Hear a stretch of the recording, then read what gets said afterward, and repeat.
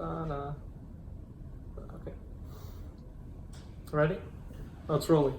Okay. Sometimes.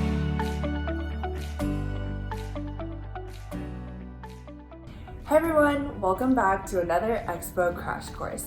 This time, we will be focusing on how to effectively research employers.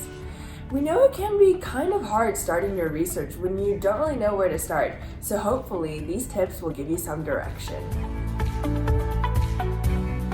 You can always begin by looking at the employer list from last year's Expo, or even just researching companies from ECAC that hire people from your major. You can also Google employers and visit their websites to learn more. When you're on the employer's website, here are a few things you can search. If you go on their About page, you can see what types of products and services they provide.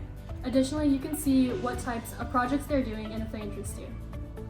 Next, go to their career page, or wherever they post information about their job descriptions.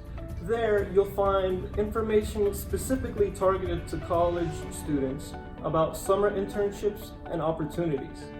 Read through some of the descriptions and see if it is something you want to do. Afterwards, read through their mission statement, see their values, and look up some pictures. Get some information about who they are. Ask yourself, do my values align with this company's? And then look up the environment. What is the workplace like? If you are interested, look up the employer in the news. See the larger scale impact they have on the world. On LinkedIn, you can also search employers, but the great thing is, on the right-hand side of their page, it'll show you a list of related employers. This is a great way to learn about and find out about a lot more companies that are related to the same fields that you're interested in.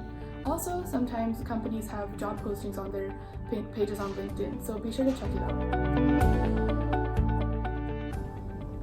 Another resource to use is Glassdoor, a job search engine that also provides employer reviews.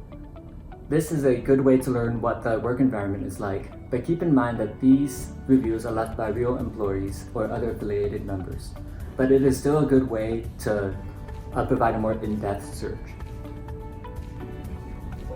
Well, that wraps up today's video.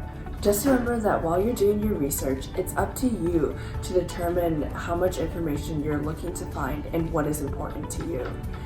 Ultimately, you're trying to decide which recruiters you want to talk to at Expo, so conduct your research as you feel is necessary for your success.